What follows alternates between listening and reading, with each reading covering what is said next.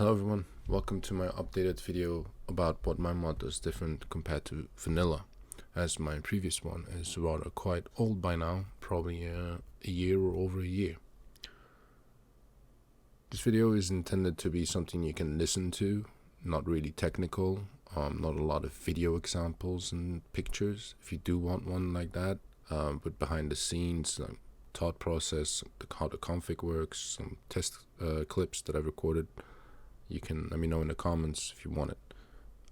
For now, we're just going to go broadly over what vanilla alife is after 7 updates and what my mod does compared to vanilla after dozens of updates. So to start off, we're going to go briefly over what vanilla alife does now in 1.7. To start off, the game world has different volumes. These are shapes placed in the map, think squares and cylinders and so on. These have names such as Big Living Space, Wild Field, Living Underground, and so on. Each faction and each mutant type has then layers assigned to these volumes, but not every volume has the same layers allowed. How does this feel in the world then? The random, because there are many volumes that are close to each other, you get random pockets of activity. What I mean with that is you might have a big living space next to another one, with a small living space around them, or a wild field in between them. This creates like inconsistent encounters because the volumes aren't properly divided in the right layers, in my opinion. It also creates these jumps where perhaps you've seen the video of Gaming with Dave, where it looks like factions skip over a possible layer they can take one behind it because the volume allows it, and the other ones they could take maybe didn't. Then you have the player triggered spawning. So as the player moves across the map, you enter these volumes. When you enter these volumes, if you render in a layer, then you spawn in the initial inhabitants defined in a config for that layer. So the more you explore, the more you bring the zone alive. However, I do think there's a maximum of 52 alife NPCs, not including guards or permanent NPCs, as a limit, I think, based on testing. So these rendered in inhabitants of these layers, once rendered in, start living their life and they get driven by needs.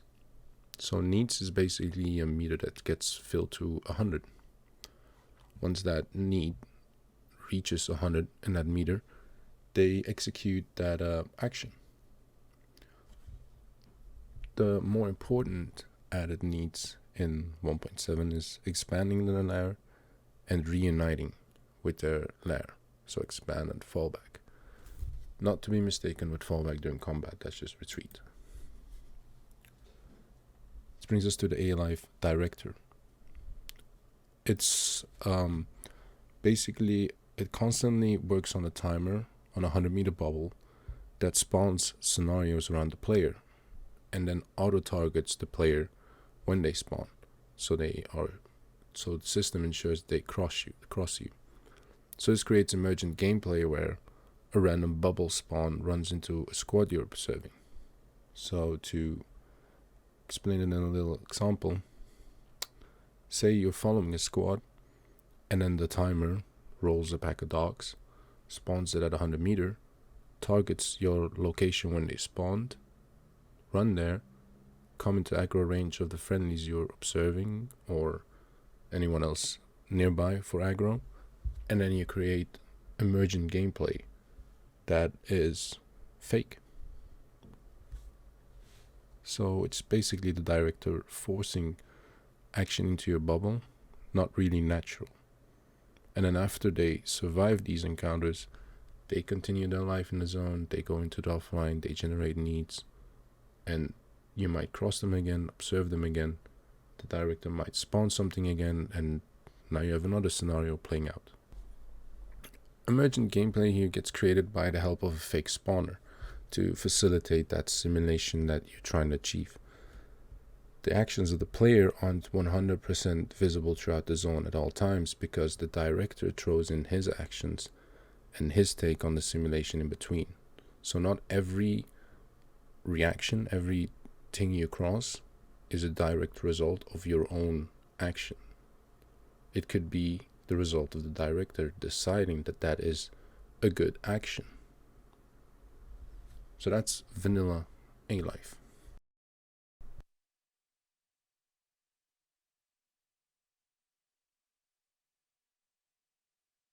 Now, what does my mod do different? Well, just like vanilla, the map is divided into volumes. And these also have big living space, wild field as name, etc. But now these volumes have a specific set of logical factions or mutants assigned to them. So let's take an example of wild fields. These may only contain the kind of mutant that belongs in an open terrain relative to a field. Humans can only spawn in habitable POI locations where they can sleep, where they can rest. And bearers, controllers and stuff will only spawn where it's dark, where it's in a cave.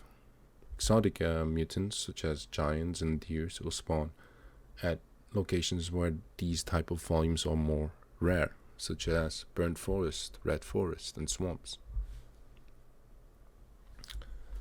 So how that feels in the world is that there's a more concise segmentation of the map, where you have more consistent pockets due to the different volumes and a consistent layer assignment to those volumes.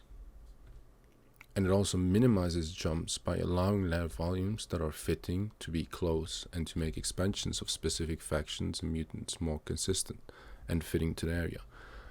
If you do want to test this out right now, if you have the mod, just head on over to swamps and try to stay alive.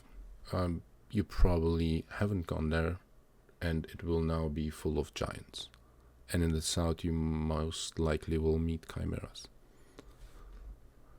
Now, we still have the player triggered spawning, of course. So what I mean with that is then the base mechanic is unchanged.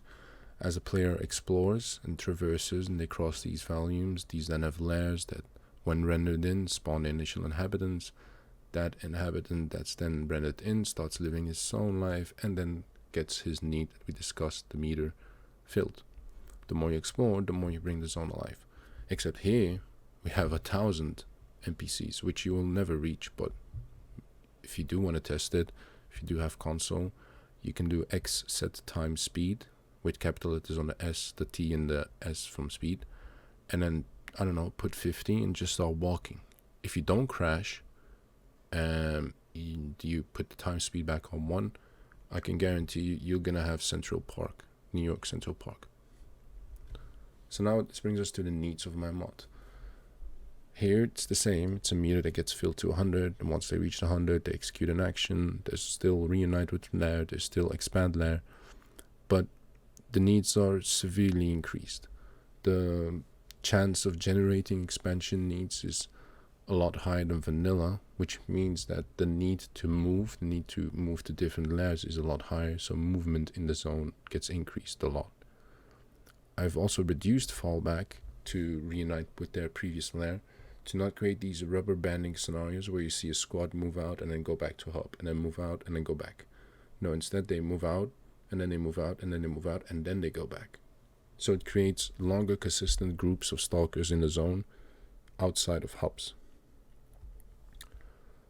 Then you have the alife director. This one has a lot of questions from people, so a lot of comments on Reddit, for instance, about what I exactly mean with almost complete disable.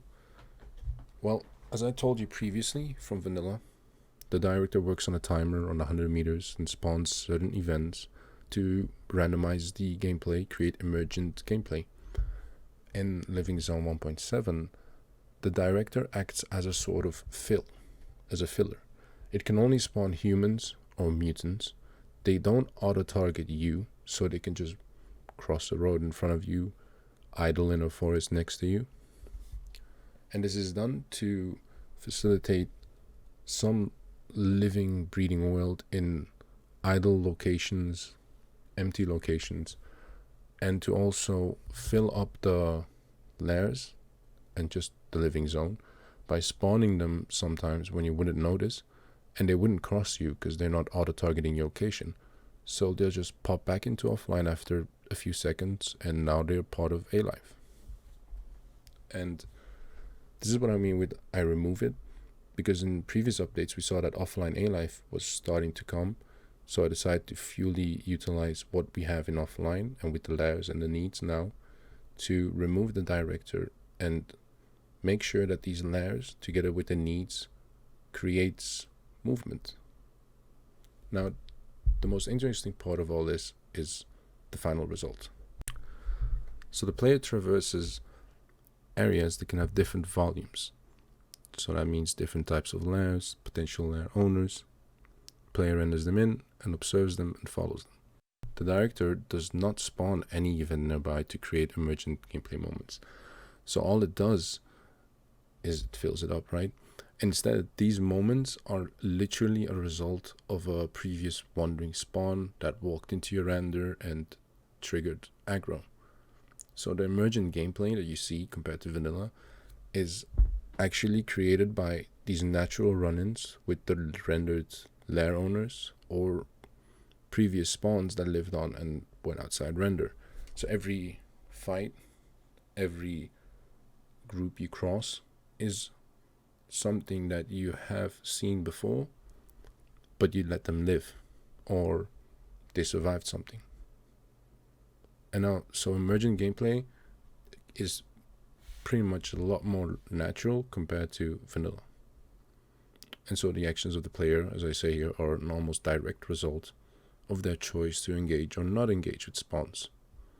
So if you, for instance, notice a group of what you think is layers nearby, if you try to go and help them make sure that your friendly stalkers take it over, then later when you cross those locations and when they get attacked by another layer, the combat you'll see is natural. It's because you helped those layers, now those layers are there, and now those layers are in a fight with another layer you didn't help, that expanded from somewhere. So those are the biggest changes of my mod compared to vanilla. I hope this video isn't too long. Hope it was a decent explanation. As always, if you have comments, questions, anything, just let me know here, Discord, nexusmod, modio, Steam. No, not Steam, because you don't really have DM. Yeah, again, unscripted. Sorry by the O's, the lack of words sometimes, so I'm trying to find the right words. English isn't my native language.